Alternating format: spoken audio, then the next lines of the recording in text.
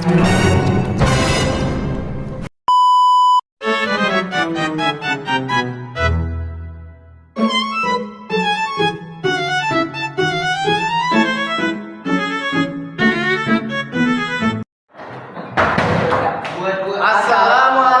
warahmatullahi wabarakatuh.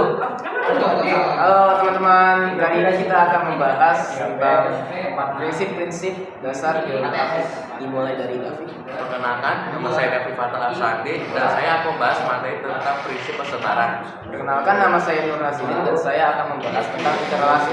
Perkenalkan, nama saya Roy Sakif dan saya akan membahas prinsip orologi. Perkenalkan, nama saya Iwan Samin dan saya akan membahas prinsip deskripsi. Selamat menonton. Selamat menonton.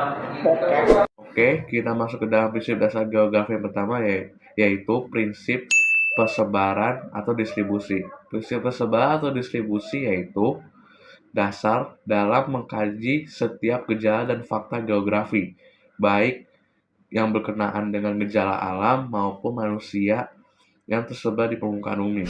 Lalu, prinsip ini digunakan untuk menggambarkan hubungan fenomena geosfer yang terjadi antara satu tempat dengan tempat lainnya. Lalu prinsip ini dipakai karena fenomena geosfer di setiap tempat itu berbeda-beda. Nah, prinsip ini memandang bahwa setiap gejala dan fakta di permukaan bumi itu tersebar secara tidak merata. Oke, untuk menganalisis fenomena geosfer melalui prinsip penyebaran itu ada dua syarat. Syarat yang pertama yaitu harus ada fenomena yang dikaji. Yang kedua yaitu harus ada pola sebaran fenomena tersebut. Nah, apa saja sih contoh-contoh dari prinsip persebaran ini? Saya akan memberikan 3 contoh prinsip persebaran kepada kalian semua. Yang pertama yaitu persebaran penduduk di Indonesia. Seperti yang kita tahu, pulau-pulau di Indonesia itu memiliki jumlah penduduk yang berbeda-beda. Lalu, pulau yang paling padat penduduknya di Indonesia adalah Pulau Jawa. Jadi, pulau lain selain Pulau Jawa itu memiliki penduduk tidak sebanyak di Pulau Jawa. Itu namanya itu juga termasuk prinsip persebaran. Lalu yang kedua yaitu persebaran gunung api di Indonesia. Nah, gunung api di Indonesia itu banyak, teman-teman. Jadi, makanya Indonesia itu dijuluki sebagai negara ring on fire. Lalu, yang ketiga yaitu pohon tersebar di wilayah pantai. Nah, pohon-pohon yang tersebar di wilayah pantai itu jenis-jenisnya yaitu seperti pohon mangrove, pohon bakau, pohon kelapa, dan lain sebagainya. Oke, itulah materi tentang prinsip persebaran. Lanjut ke dalam prinsip dasar geografi lain. Lanjut, next. Assalamualaikum warahmatullahi wabarakatuh. Berikut seperti yang sudah dibahas oleh teman saya bernama David tentang prinsip persebaran, dan kali ini kita akan memasuki prinsip interrelasi. Untuk sebelum itu, pengertian dari prinsip interrelasi atau apa yang dimaksud dengan prinsip interrelasi adalah hubungan saling terkait antar ruang. Hubungan saling terkait antar ruang. Berikut terdapat 3 macam interrelasi, mulai dari fisik dengan fisik, fisik dengan manusia, dan manusia dengan manusia. Pertama yang akan kita bahas adalah fisik dengan fisik. Fisik dengan fisik adalah hubungan saling terkait antara fenomena alam dengan fenomena alam lainnya. Sebagai contoh, terjadinya gempa. Terjadi gempa akibat pertuburukannya 2 lempeng bumi yang mengakibatkan pergetaran atau gempa intinya. Dan contoh kedua, terjadinya banjir akibat hujan yang turun terus-menerus. Nah, lalu kita masuk ke macam kedua, yaitu fisik dengan manusia. Fisik dengan manusia adalah hubungan saling terkait antara fenomena alam dengan aktivitas atau tindakan manusia. Sebagai contoh, terjadinya banjir seperti tadi, tapi bedanya manusia melakukan pembuangan sampah sembarangan yang dibuangnya itu di sekitaran selokan atau sungai. yang menyebabkan sungai atau selokan itu mampet dan terjadinya hujan, lalu terjadinya banjir. Untuk contoh kedua, pemanfaatan sinar matahari dalam mengeringkan pakaian dan cahaya dunia atau bumi.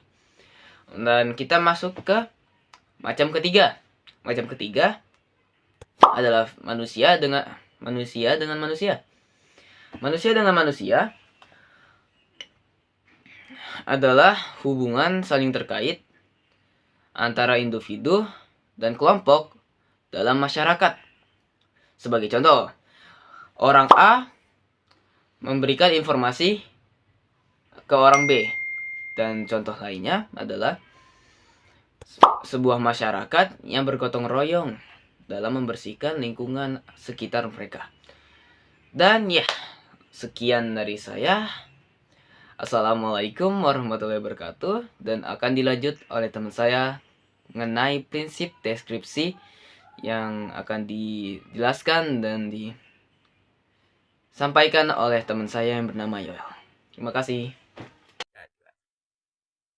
Oke, baik. Saya akan lanjutkan dari penjelasan dari teman-teman saya tadi mengenai prinsip-prinsip dasar geografi. Kali ini kita akan membahas prinsip dasar mengenai prinsip deskripsi. Prinsip deskripsi itu apa sih? Prinsip deskripsi adalah prinsip yang dimana kita akan menjelaskan seperti apa suatu kejadian, seperti apa suatu fenomena alam. Terutama dalam geografi kita akan menjelaskan mengenai fenomena alam yang terjadi. Ya contohnya bagaimana? Contohnya seperti Gunung Merapi yang meletus. Ketika Gunung Merapi meletus, ada orang nih, contohnya kita memberikan suatu perkataan ke orang lain, oh itu Gunung Merapi itu meletus. Tapi orang itu nggak pernah melihat Gunung Merapi meletus tuh kayak gimana, gunung yang meletus itu seperti apa, dia nggak tahu gambarannya. So kita akan terapkan prinsip deskripsinya di situ. Kita akan menjelaskan secara rinci bagaimana sih kita Gunung Merapi meletus itu bagaimana Gunung Merapi itu bisa meletus, terus seperti apa letusannya, apakah dia mengeluarkan lahar seperti gimana, terus gunungnya bentukannya akan jadi seperti apa ketika meletus. Disitulah tugasnya dari prinsip deskripsi. Penerapannya adalah seperti itu. Jadi ketika kita menjelaskan secara terperinci seperti apa kejadiannya, contohnya di Gunung Merapi ketika meletus, ya mereka akan mengetahui, oh seperti ini. Bahkan saat mereka nggak tahu gimana Gunung Merapi yang meletus itu, mereka akan mengetahui gambarannya. Ya gambaran kecilnya, bahkan gambaran penuhnya mereka akan dapatkan di kepala mereka. Mereka akan tahu, oh jadi gunung api meletus itu seperti ini. Jadi gunung berapi meletus tuh kayaknya begini bentukannya. Ya contoh lainnya bisa juga jadi banjir. Jadi kita mendeskripsikan seberapa tinggi banjirnya, seperti apa bentukan banjirnya, warna airnya, semuanya kita jelaskan secara terperinci. Jadi prinsip deskripsi adalah prinsip yang kita gunakan untuk menjelaskan bukan hanya bagaimana peristiwa dapat terjadi, di mana peristiwa dapat terjadi, tetapi seperti apa peristiwa itu. Hanya itulah yang ada di prinsip deskripsi.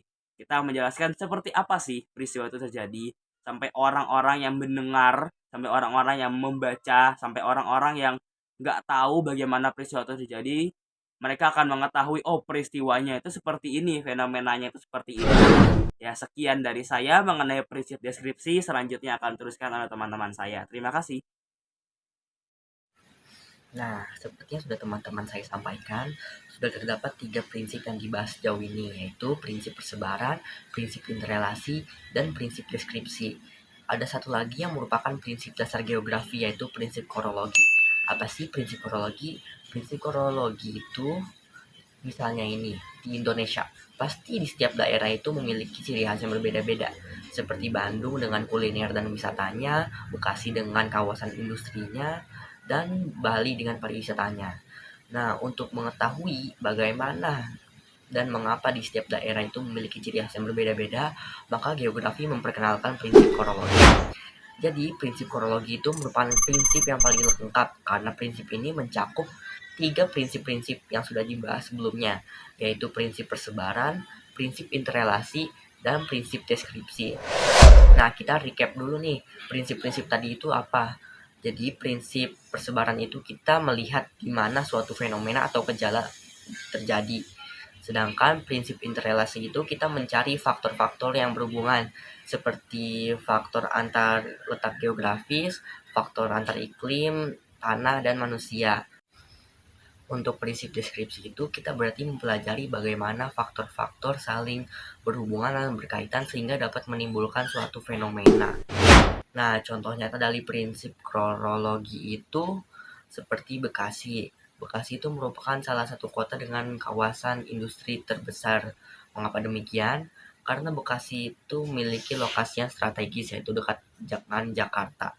Dan Bekasi juga memiliki jalan tol serta rel kereta yang dapat mempermudah proses distribusi.